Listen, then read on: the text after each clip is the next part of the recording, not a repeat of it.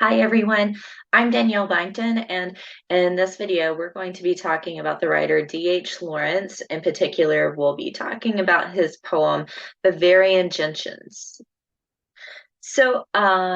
Lawrence dies fairly young, about 44, from tuberculosis. We've talked about tuberculosis with a couple of our other writers in this course. If you're watching this video as one of my students. Um, his path through life was also like kind of similarly not super pleasant. His growing up, his parents sort of had a conflict. You might say they butted heads about social class ideals. So his father was straight up a laborer. He was a miner. And his mother, though, wanted more for the children. She didn't want her children to have to be looked at as working class, and she didn't want to be looked at as working class either. She was very self-conscious about this, and she really pushed the kids to be educated. That does work out for Lawrence. He ends up working in education after winning scholarships himself or his own education. After he works as a teacher for a while in London, however, he ends up abandoning that last position to run off to Germany with his lover, Frida. And the thing is that she was already married, so they run off to Germany. She divorces the former husband, and then she and D.H. Lawrence marry. And by the way, the D.H. stands for David Herbert. So she and David marry. All right, at the beginning of World War One, however, they leave the continent and go back to England during that conflict, but they are not viewed in a very positive light. So he's trying to professionally make it as a writer now. So in about 1910, there is a quote defining him as a promising up and coming writer. And that sounds lovely. You hear that now. You see reviews about the other types of artists, like actors and such, in reviews, right? That's a familiar cliche phrase that they are promising.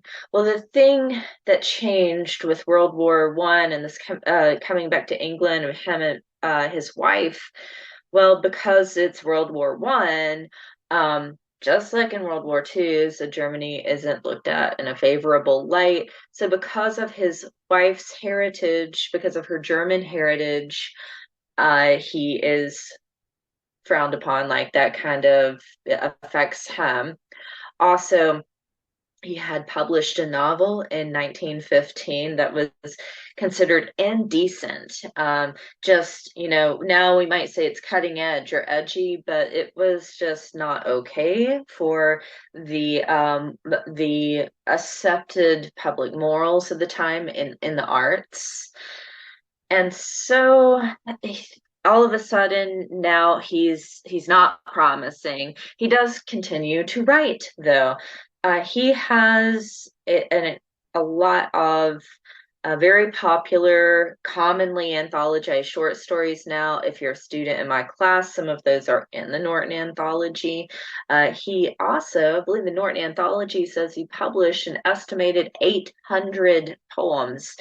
That's a lot. And we are just studying one in particular. So one of the other things he's associated with, besides those scandals that caused his life to be a little bit difficult, to say the least, is his interest in psychoanalysis. Later in his life, he writes a couple of texts reflecting on Freudian psychoanalysis. One is under a pseudonym, and this is because he's interested in human instincts and sort of like what charges us to do the things that we do. That's what psychoanalysis is interested in. And if you have ever read anything about psychoanalysis, let's say you have studied in Intro to Psychology, Things like people and their work, like Carl Jung or Sigmund Freud. Some of those ideas of where it all comes from tend to be a little more abstract. So, looking at things such as mythologies, that kind of falls within that lens. And you have a theme of mythology going on in this poem we're covering. One more thing, when I say he kind of lost that bright light that was on him earlier of being a promising up and coming writer, now in a biography, this is that time where you hear that another cliche phrase. He was just ahead of his time. So I'm sure you've heard that said about other innovative people, whether we are talking about a writer, another type of artist. It could be an inventor, a type of engineer or something. When they are described as they were ahead of their time, that usually means, there are cases where they are able to be very successful and accepted by society, but more times than none, it's that, well, society doesn't accept them. They don't fit into that society because it's the later versions of society, like us in 2023, studying something written, a poem written in 1923, 100 years ago, that we're finding all this like cultural value in it. Whereas at the time, because of his personal life and some of the material he had written, people could not get around that to just enjoy his work. Okay, so the title, Bavarian Gentians, this is a photograph of what those actually look like, because it's really important that you know what this flower looks like. So when you keep seeing that the repetition of its description, such as especially the torch-like and the torch this, torch that, that constant reuse, the recycling of that word torch, this is what Lawrence is talking about. So the flower is kind of similar in its structure to, I think, a good example if you are at the university taking other courses on ground. If you're a student in my class, the crocus, those commonly grow around this area in the early spring. And you might think of those being like the Persephone coming up from the ground when she comes back in the spring. And then, as this poem tells us, we have this setting of the end of September. So the first day of fall is September 23. And so we're in that first week of September when this poem is taking place, which means the summer has ended. We've gone through spring and summer. This is important to understand because the mythology references going on here are talking about the Roman god Pluto. I find that students are frequently more familiar with Greek mythology names. So if it helps you to understand it better, you can think of this as Hades. So he's the god of the underworld. It's not necessarily hell. They don't have a heaven and hell in their mythology. It's just an underworld. It's just a place where souls go when they die. All right, so Pluto rules the underworld. Now, the narrative that is being connected to, so not just the god and goddesses that are being referred to in this poem, but the narrative itself is talking about Persephone, who, in depending on which version of the narrative you're looking at, is either abducted by Pluto or willingly goes. It's not, that version is not as common, but in one way or another is committed to being the bride of Pluto. And she is the daughter of Demeter, who is the goddess of agriculture. So all the vegetation on Earth, all of that is managed by Demeter in Greek mythology. So Demeter makes an agreement with Pluto I'm giving you the loose version of this story to save time. Demeter makes an agreement with Pluto after the abduction of Persephone that he can have her daughter for half the year, but she gets to have her for the other half of the year. So Demeter is happiest when her daughter is on Earth. That's the spring and the summer. So she's happy. And that means everything is blooming. All the leaves are green. Everything is growing and blossoming. But when it's time for Persephone to go back into the underworld, then the leaves begin to fall and everything, all the vegetation begins to die. And that's because of Demeter's sadness. And she's no longer helping all the vegetation in the world thrive and live.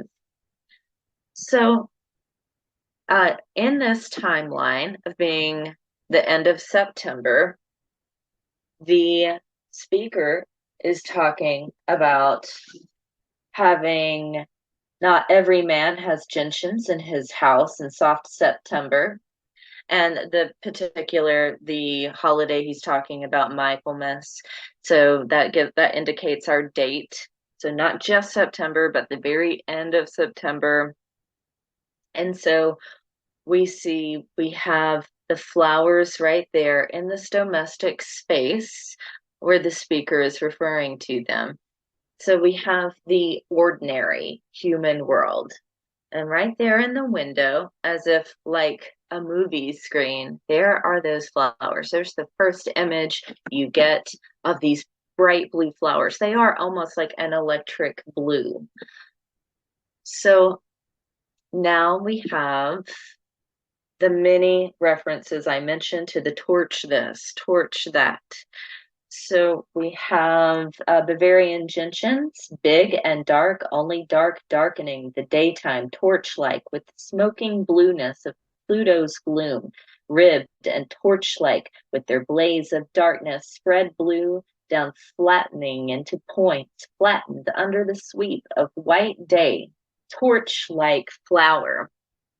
So this flower is going to become, in its bright blueness, a sort of torch that keeps the darkness brightened around us as we travel further and further with Persephone into the underworld, watching this narrative unfold. You might think of this as sort of like if you when you watch a video or a movie or whatever, it's some sort of media of that nature in bad video quality, and it's scenes that involve a lot of darkness. So that in editing, that's called the black level. And so when it's poor quality, you almost see like a blue tint to it, and especially if there are objects, like especially actors, moving around on the screen in the dark scene in that poor quality, you'll see like the pixelation around them kind of looks, it almost looks blue because it's not an inky black level. So it's kind of like that. Whereas we travel deeper and deeper into the underworld, it's darker and darker, but that darkness is like these progressing shades of blue and dark blue, and then a darkness that is invisible. It says Persephone becomes nothing but a voice at one point. So all of a sudden, we can't see anything anymore. Since everything is so dark, this darkness becomes a memory. And so it's like the past season, all the flowers and leaves, all the vegetation. Now that it is dying because of Demeter's sadness, that Persephone is going into the underworld, this past season is gone from sight. And so now it's also now just a memory. It's not real anymore. All right, that's it for this video. Thank you for watching.